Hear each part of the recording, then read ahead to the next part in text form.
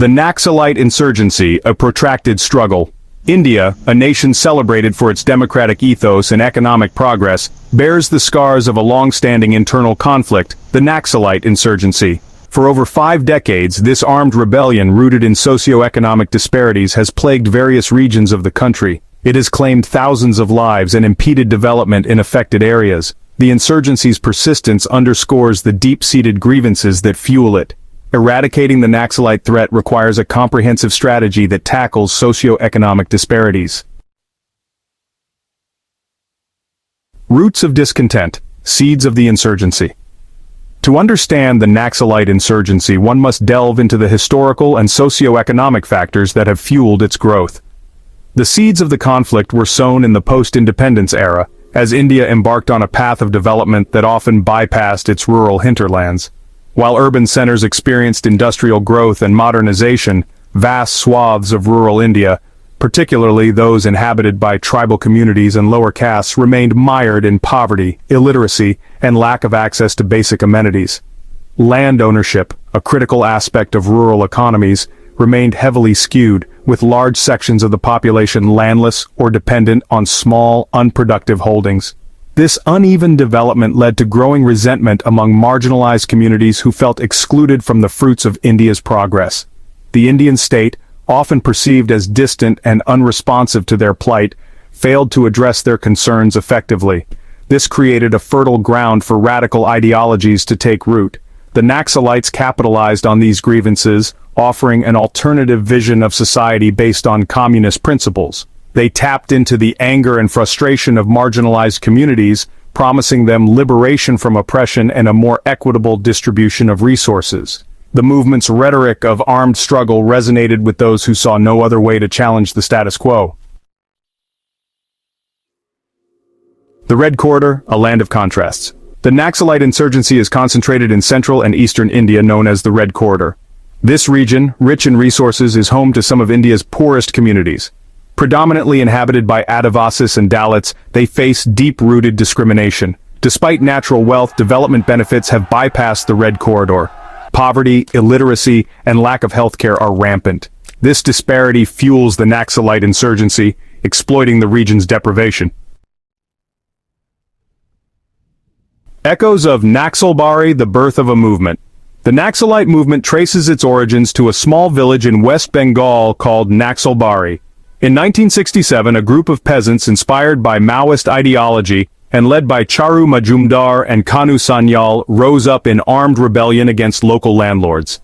This uprising, though short-lived and brutally suppressed by the government, marked the birth of the Naxalite movement. The Naxalbari uprising resonated with marginalized communities across India who were grappling with similar issues of landlessness, poverty, and exploitation.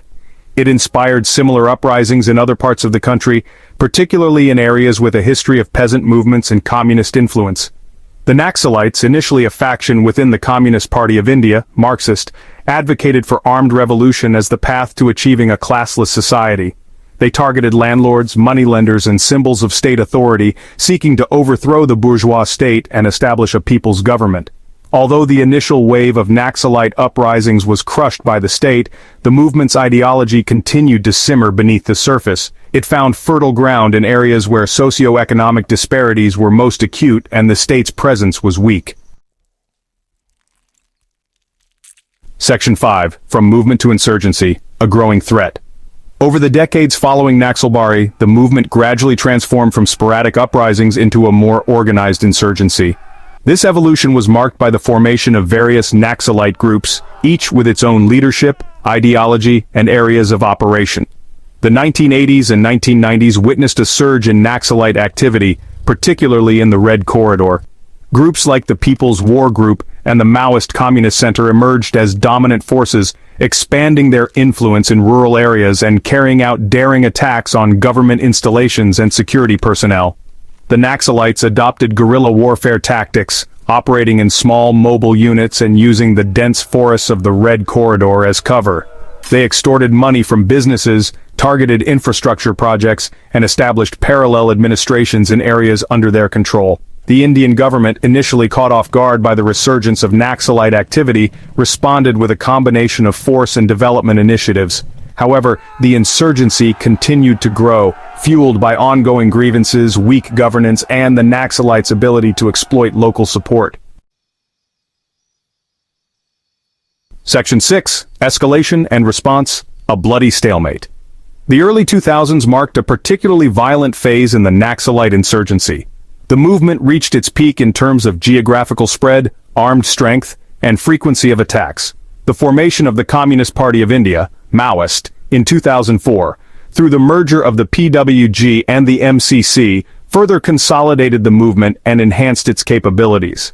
The Maoists declared their aim of overthrowing the Indian state through a protracted people's war. They intensified attacks on security forces, government infrastructure, and civilians perceived to be collaborating with the state. The insurgents also targeted development projects, viewing them as tools of state oppression and capitalist exploitation. The Indian government, recognizing the growing threat posed by the Naxalite insurgency, responded with a multi-pronged approach. Large-scale counter-insurgency operations were launched, involving paramilitary forces and specialized anti-Naxal units. The government also stepped up development efforts in affected areas, aiming to address the root causes of the insurgency. However, the conflict remained largely locked in a stalemate.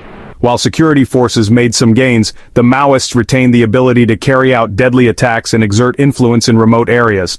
The conflict took a heavy toll on both sides, with thousands of lives lost, including civilians caught in the crossfire.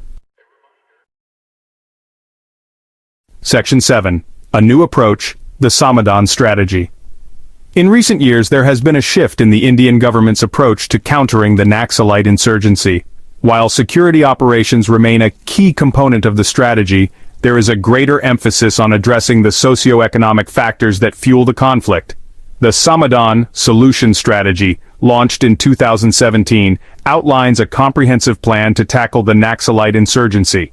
It focuses on 8 core elements: smart leadership, aggressive strategy, motivation and training, actionable intelligence, development of affected areas, harnessing technology, action against front organizations, and denial of support from overground sympathizers. Under the Samadhan strategy, the government has intensified development efforts in the Red Corridor, focusing on improving infrastructure, providing education and healthcare facilities, and creating employment opportunities. The aim is to win over local populations, wean them away from the insurgents, and break the cycle of violence. Section 8. Towards a Resolution: Evaluating the 2026 Goal. The Indian government has set an ambitious target of eradicating the Naxalite insurgency by 2026. While recent years have witnessed a significant decline in Naxalite violence, achieving this goal remains a formidable challenge. There are several factors that suggest the 2026 deadline might be overly optimistic.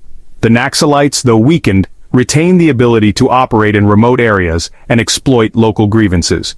The underlying socio-economic problems that fuel the insurgency persist, and addressing them will require sustained effort over a long period. Moreover, the Naxalites have shown resilience in the past, adapting to changing circumstances and exploiting government weaknesses. They have a history of regrouping and launching fresh offensives even after suffering setbacks. Section 9. Enduring Challenges: The Path to Lasting Peace.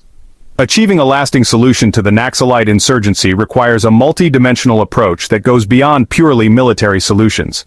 While security operations are essential to contain violence and maintain law and order, they need to be accompanied by a genuine commitment to addressing the root causes of the conflict. The government must prioritize inclusive development in the Red Corridor, ensuring that the benefits of economic growth reach marginalized communities. This includes investing in education, healthcare, skill development, and infrastructure. It also involves ensuring land rights for tribal communities and addressing historical injustices. Furthermore, there is a need to build trust between the state and the people in conflict-affected areas. This requires addressing human rights violations, promoting accountability within security forces, and creating space for dialogue and reconciliation.